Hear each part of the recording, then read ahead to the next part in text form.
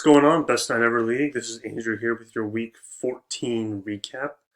A really wild week of NFL games. I mean, if we just go look at some of these games, I mean, the Patriots beating the Steelers. I mean, who would have thought that was going to happen considering the Steelers were almost a sure lock for the number two, number three overall pick?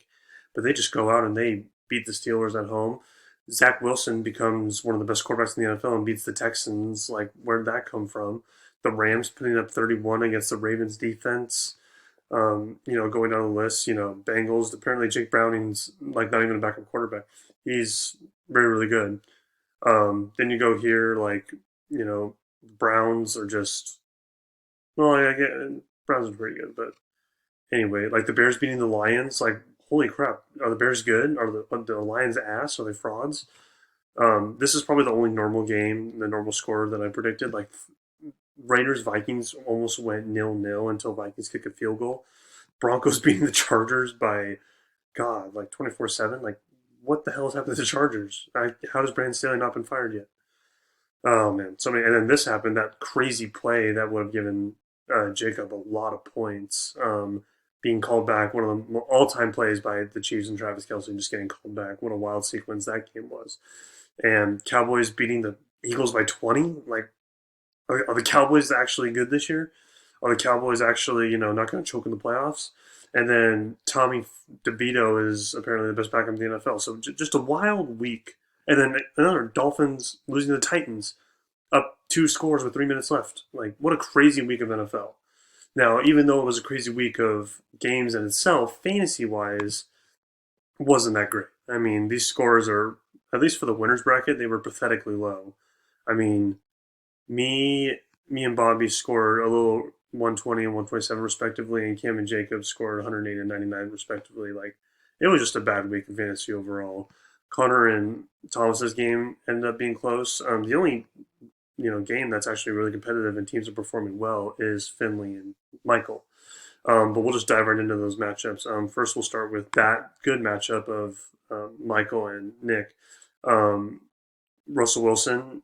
Oh, actually, oh, crap, I need to go to week 14. There we go. Like I said, Russell Wilson having a 14-point game was pretty standard for him. Jordan Love didn't do much, Michael, but then Saquon Barkley finding two touchdowns, getting 20 carries and 23 touches is pretty good. The Giants are on the up and up with Tommy DeVito, man. Jahmyr Gibbs, not getting enough touches, but still getting you 15 and a touchdown. Debo has been absolutely insane for the Niners these last few weeks. Before the season started, I was one of those guys that wouldn't touch Debo with a 20-foot pole, but man, some of these weeks he's putting out, like last 3 weeks, I mean, 18.9, 36, and 33. I mean, right now he's Brock Purdy's favorite target, and they are getting him the ball. So yeah, he got you a nice 33 and a half there, which helped you out. Waddle getting you 10, Komet getting you 9. Vikings defense again, it was 0-0, and they got you 18. So Michael put up 145, but the high scorer this week, Finley, had a wonderful week. Justin Fields getting back on track with a rushing touchdown there. He got you about 25. Joe Mixon, I know he found the end zone, so he gave you a nice 20. Also getting some receptions in the passing game. We love to see that. Raheem Mozart is just a touchdown machine this year. Man, is he RB like 3 or RB2? RB2, yeah, geez. And he's very touchdown dependent, but man, he scores those touchdowns. I mean, so he's not really touchdown dependent. Holy crap. Yeah, he's finding the end zone, so giving a nice 22 there. Michael Pittman getting a nice 15. DJ Moore having that rushing touchdown was nice, and the receiving touchdown as well. And Evan Ingram finally catching touchdown passes. It was really nice to see him being very consistent all year of just not scoring but getting yards and receptions. So nice seeing him get 27, and then Pollard gets you 13, and then your kicker and your defense getting you 5. So Finley takes the lead here. Anything can happen. These projections are just never correct, I feel like. And this one, it can go either way. I mean, we'll get into the week 15 after we go through this, but Finn holds a slight, little over 14-point lead over Michael. But again, that is not a whole lot of leeway, and again, anything can happen.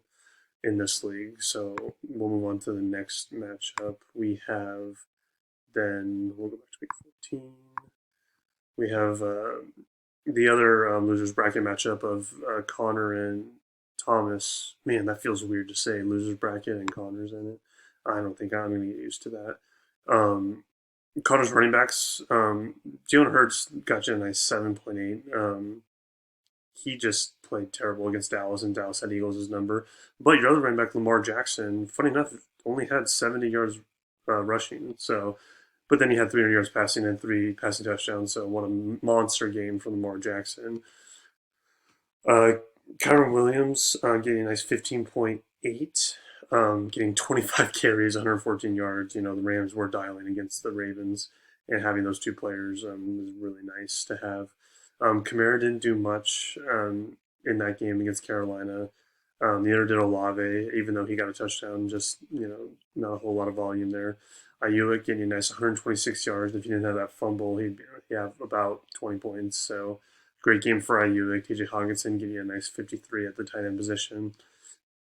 And then your defense getting your 9, kicker getting you 0. So Connor sat at 119, and I thought this was going to be a crush, and it still might be a crush later. But Thomas keeping it close. I mean, he's only behind it. He's behind by less than 3 points. I mean, this is like an Andrew quarterback performance. I mean, Justin Herbert getting hurt just absolutely doesn't help, and Josh Dobbs is now benched for Nick Mullins. So Thomas will be on the heavy lookout for quarterbacks this next week. Najee Harris, it's weird. Steelers running backs are weird, and I'm glad that someone else has to deal with the frustration of Najee. Buccaneers are finally using Rashad White to what he's capable of. I mean, getting 125 carries, 102 yards, and a touchdown, a receiving touchdown, like he can give you that, and I'm surprised they don't go to him more often. Nico Collins got hurt. That is tough. I know you just traded for him, but that is tough. Nico was having a pretty good year up until that injury. Devontae Adams getting you 53. Njoku was just an absolute crazy play.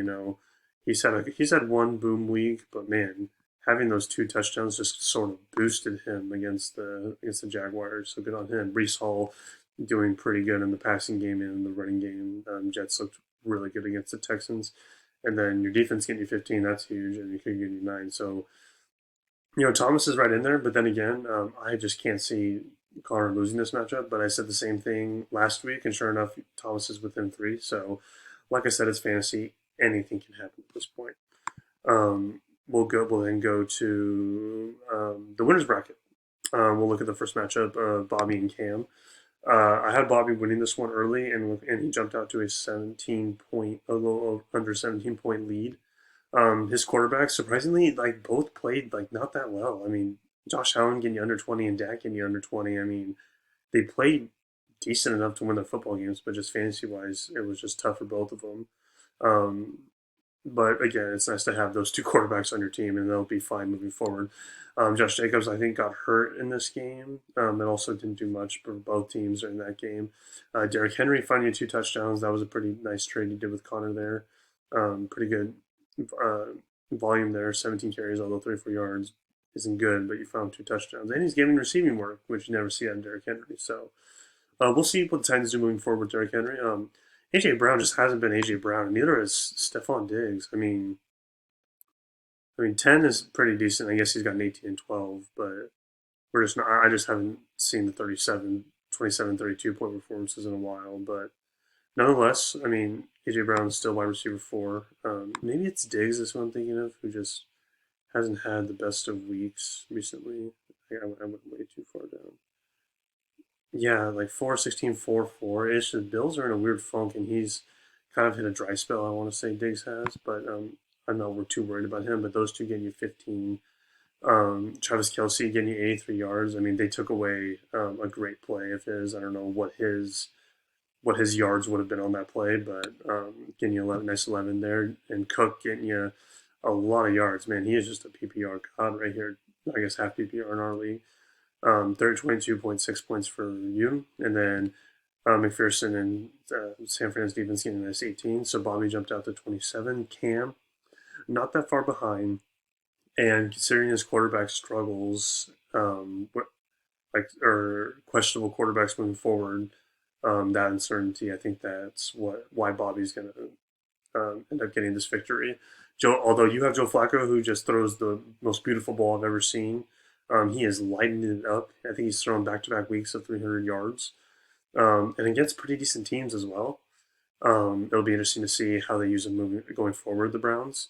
I know Stroud got hurt in this game, so that's about moving forward. And I think he's in concussion protocol, so we'll see how that goes. Moss getting a 7.6, not that great. Bijan Robinson finding the end zone, which is nice. I don't know why he's not getting 25 touches for the Falcons. Arthur Smith needs to be gone.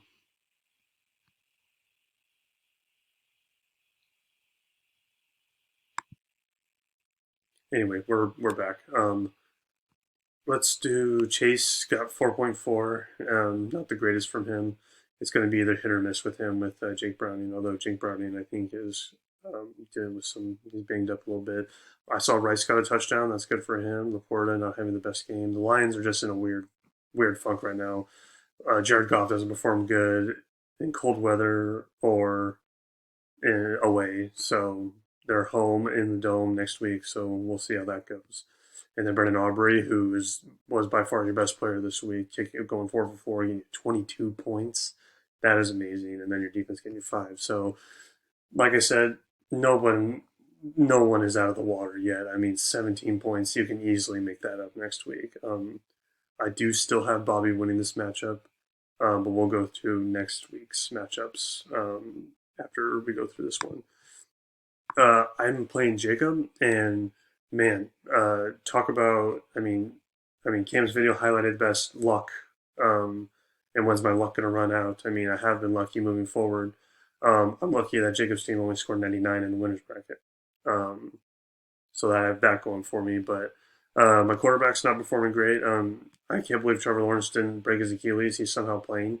Although he had 3 touchdown passes, he had a typical Trevor Lawrence old game of 3 interceptions. Bolstered him to 14 points. Jared Goff again doesn't play well in the cold and doesn't play well away, so we got 4 there. My running backs keep me in it. Both had 18.5 and 18.8 respectively. I was glad they finally let Eckler do something good against the worst run defense in the NFL.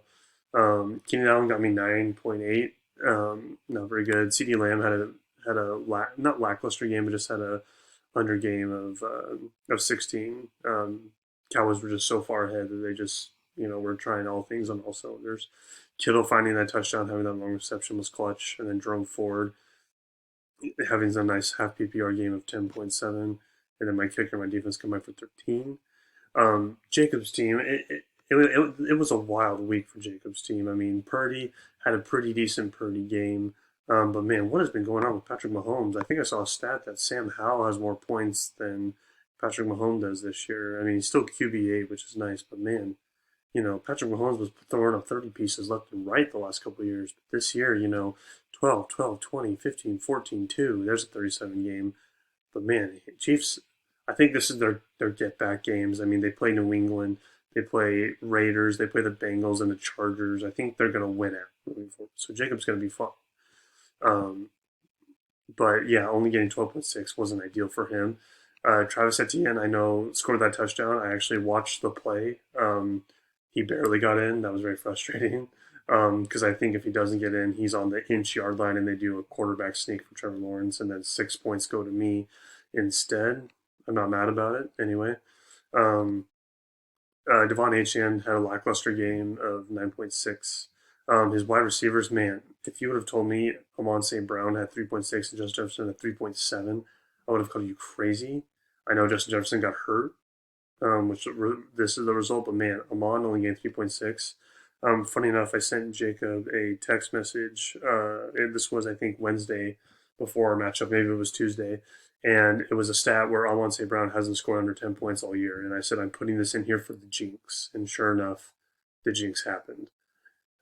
So man, that was wild. And then Kincaid only getting you 4.6. Mike Evans only getting you 1.3. I mean, Mike Evans, when was the last time any of these players scored this low? It was just massively insane.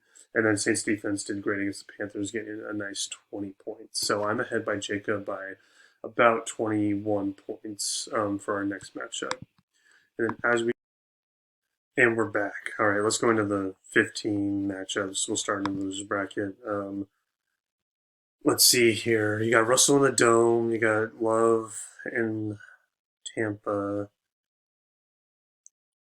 My prediction of this one is, man, Tua playing the Jets is not ideal, and who knows if Tyreek Hill will be playing. You got Justin Fields against that Browns defense. Man.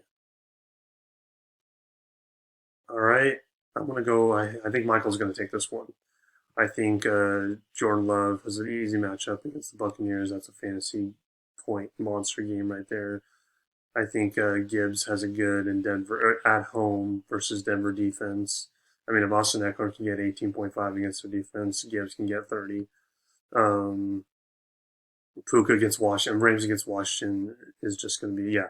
Okay, I have Michael winning this one. Regardless of Finn's 14-point lead, I have Michael winning this one.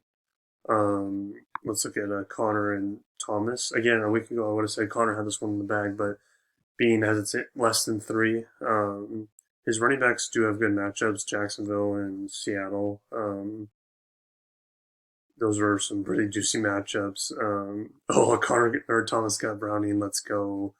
And Will Levis, oh man, that'd be electric. But no, these running backs are just going to completely outscore these quarterbacks.